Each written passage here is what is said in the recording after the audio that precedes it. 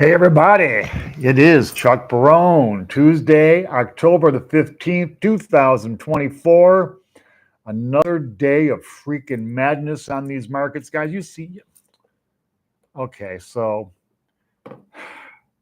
today was a bad day for chip stocks.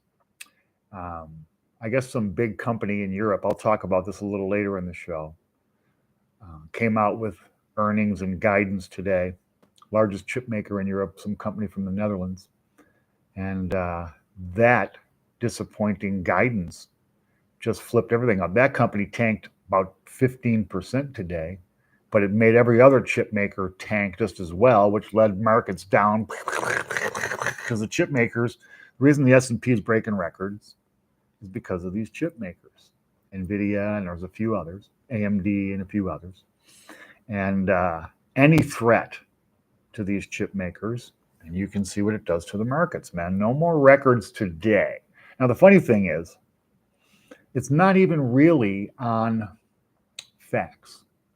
They changed their guidance. Well, again, I'm going to talk about that during the show a little bit later. Let's talk about markets today. But before I get started, let me just take a half a second. As always, welcome everybody to the show. And again, as always, thank everybody for your support. My friends on the chat, Smoke, Wolf, JP, Para, David Molly, my man Wolf, the rest of the crew coming up on the chat. Thank you guys for being here every day, man. You guys, I love reading your guys' comments, especially some of the knuckly-headier guys like Kevin. And it's just you guys keep the show going. I really appreciate it. All right, so let's talk about these markets today. So boom, boom, boom. Market's been breaking records. Everything's perfect. You know, the Fed managed to pull off the miracle. The economy's going great. Employment's good. Inflation's coming down. Everything's beautiful. Consumers are spending, and all's well in the world. And then the slightest little hiccup. Boop, boop. That's all. Boom. The whole thing comes tumbling. It's just the craziest, most fragile bull I've ever seen. Now, the bull's got legs. There's no doubt, man. This thing's just been running and running and running. But it just seems like it regains its footing and continues the climb, but it gets knocked down more and more often like it did today. So let's look at it. Okay, so the Dow, which is not really connected to a lot of these chip makers, falling in sympathy, I guess, down 324 points today, 42,740. Still a great number just off its record. The NASDAQ down 187, 18,315. And the S&P gives back everything it gained yesterday, gives back 44 points, 5,815. So still lofty numbers I mean, these numbers, the market might be still, even with this decline today, just a scooch ahead of itself, right? But earnings have been holding up, so there's no reason for this bull market to stop right now. So the stock market today, again, the weirdest little anomalies in it. The reactions are so fast. I guess it's just, the way technology works right now. Literally instantaneous reactions on the market. Stuff that used to take days now happens in seconds, minutes. I mean, it's just crazy the way the world's working. And the reactions are so sharp.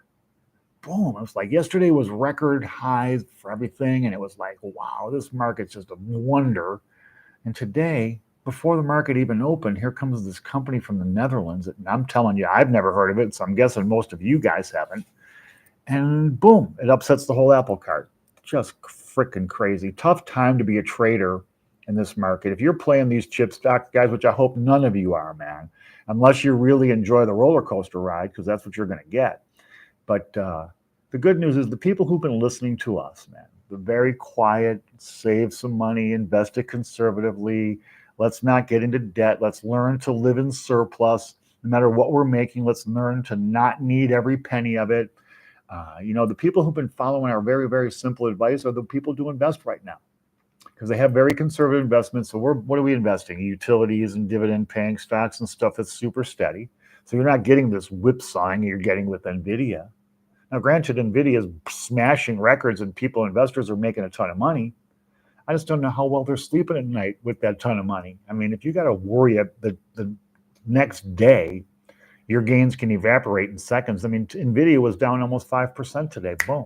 And it did nothing different today than it did yesterday. So just the wildest market.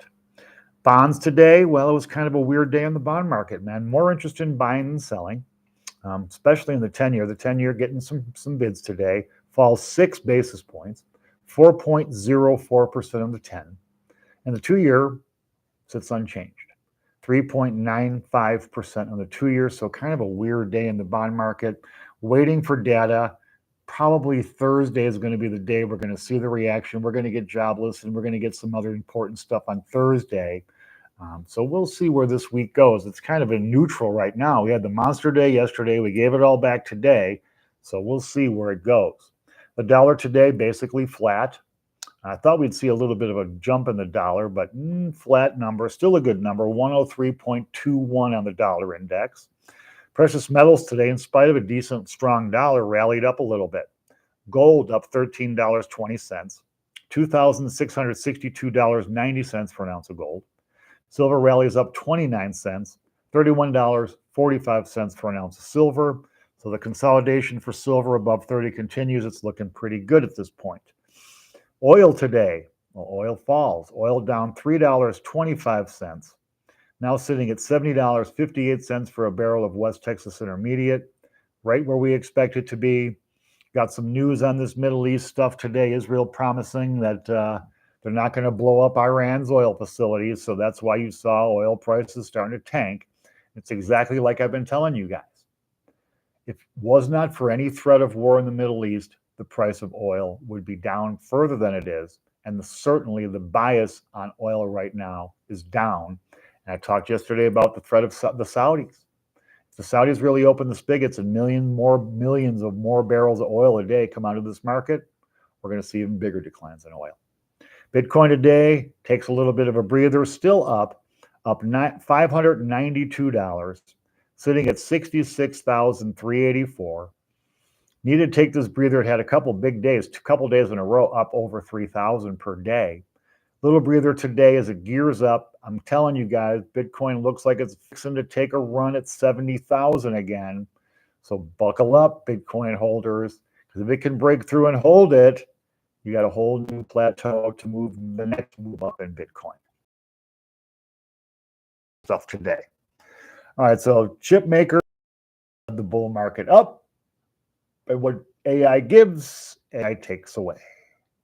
Now, this giant European chip maker, the company is called ASML Holdings NV. That's the way it's sold here in America. It's one of those Euro stocks that, they kind of trade on the New York Stock Exchange or whichever, it's S&P. Came out today, and they cut it. The earnings weren't bad, but they cut its guidance for 2025. And its stock tanked 16% just today alone. Now, I'm guessing tomorrow people will say that was a little bit of an overreaction and the stock will rally a little bit. But I did not really read the report or see exactly what the problem was with them over there. The concerns are government restrictions. The governments of these companies, especially here in the U.S., we don't want our most sensitive technology getting to our enemies. And I guess that makes sense, right? So they're worried about government restrictions on exports, especially on AI chips. U.S. government is absolutely determined to prevent China from getting access to our highest technology. So it's entirely believable that governments would intervene and restrict these chip makers, right?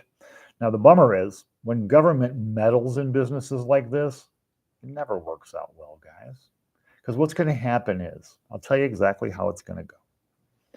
China will still get access, so will Iran and Russia and whoever else, but they do it through their proxies. There's always somebody willing to do terrible things for enormous amounts of money. So they're going to find the guy or the company or the front or the whatever to buy these chips, maybe even an American company. And these chips then will end up exactly where the U.S. government does not want them to be, in China, North Korea, and the rest. So, and there's just no stopping that. The government can do what they want. AI chips will be the next big contraband, I guess. And it's going to be a fun game watching how they try to protect this technology because it just continues to keep growing all the time. let's not bullshit ourselves and believe China's not investing their own resources in this technology, and who knows where they are, because they don't really publicize their like we do. They don't looking for big stock market gains like we are, and that kind of stuff. So their companies are usually a little more playing their cards closer to the chest. So it's going to be a fascinating next couple of years with this AI stuff. It was like it kind of came out of nowhere, right? Google was the big thing, and now this, OpenAI, ChatGPT.